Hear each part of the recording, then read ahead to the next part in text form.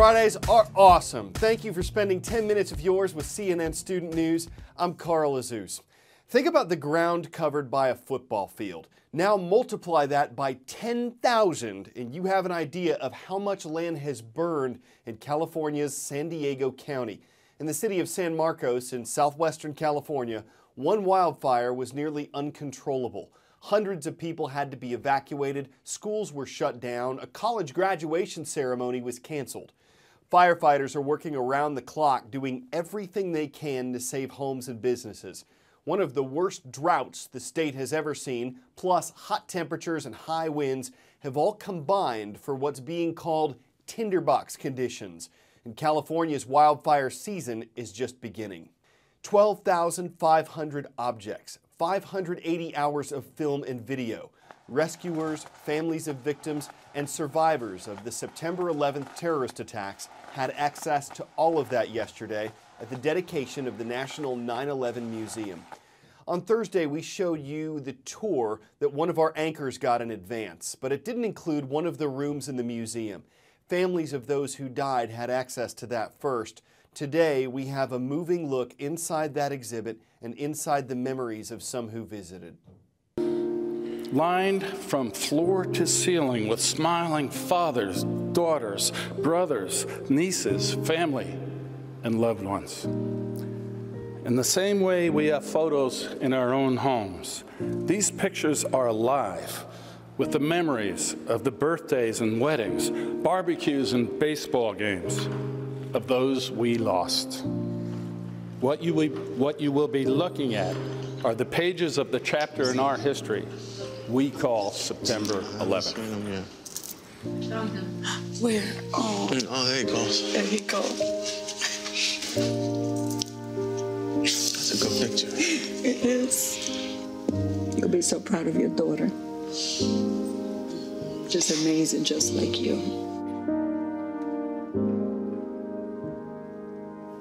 Look at all these faces. Different people.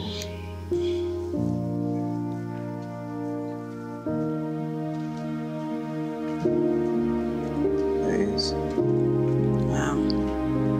There you are. This is Hannah. This is you. This was a couple of weeks before 9/11 actually happened, so this is our last family picture. I love this one. Yeah. That's him.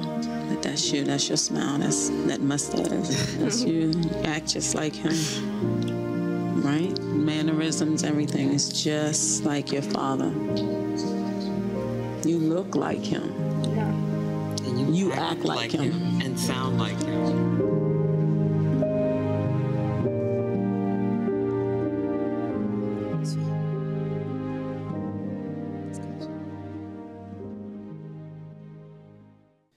A very moving piece. Next up today is an anniversary, the 60th anniversary. The historic Supreme Court decision, Brown versus Board of Education, was handed down this week in 1954.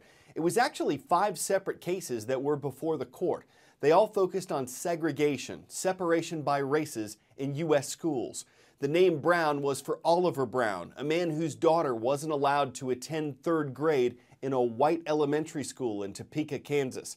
The chief attorney in the case was Thurgood Marshall, who'd later become the first black justice of the Supreme Court. The verdict was unanimous.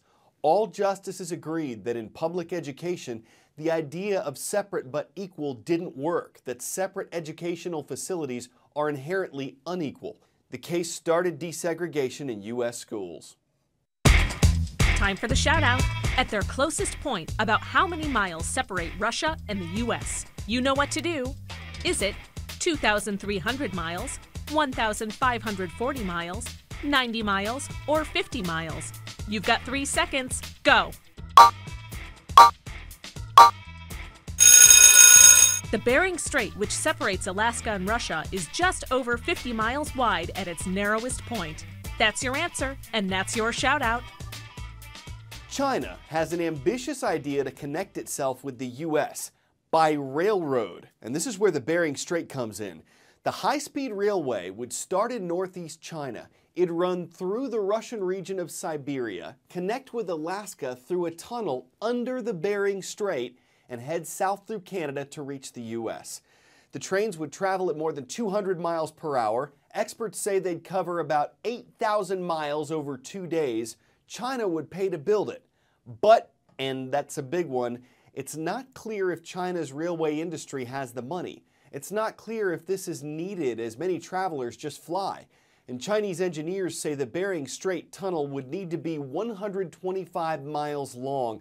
That's 4 times longer than the tunnel under the English Channel. Engineers have never built something like that before. This project is just in the discussion phase for now.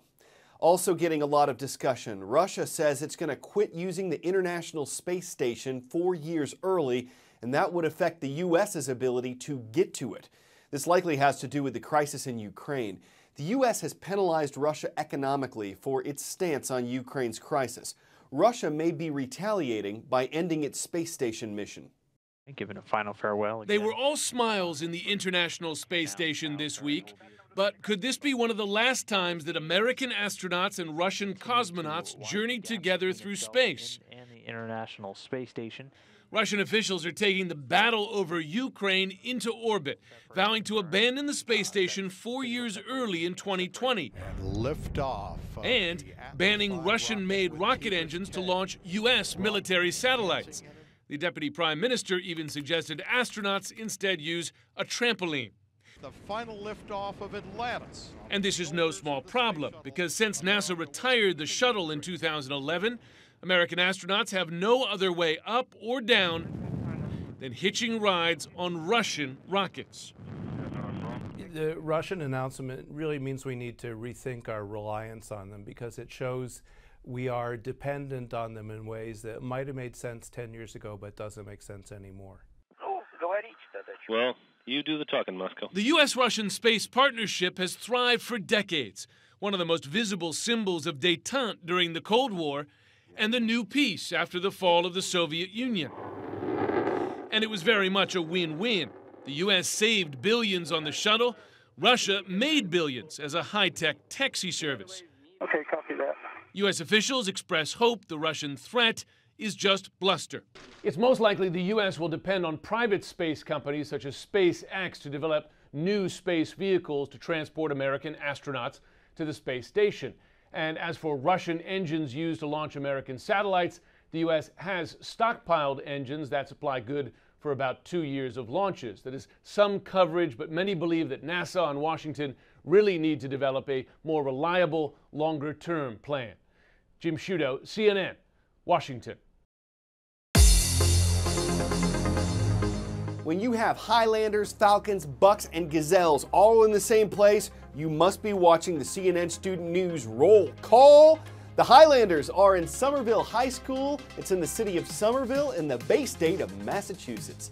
The Falcons are at Nation Ford High School. It's in the town of Fort Mill in the Palmetto State of South Carolina. And the Bucks and Gazelles are at Yankton Middle School. We found them in Yankton in the Mount Rushmore State of South Dakota. You might be first in your graduating class, you might be last. This girl is both. Charlie Gerleski will be the only student in her school to graduate this year. It's not because everyone else failed, it's because her high school in Texas is new. Its upperclassmen are in the 11th grade. The first time the school will have a 12th grade is next year. But Charlie took on the work of a junior and a senior to finish a year early. And that puts her truly in a class by herself. Of course, we wish her and all of you seniors congratulations. We hope you commence doing great things and that you'll always stay classy. I'm Carl Azus, CNN Student News. We'll be back next week. We hope to see you then.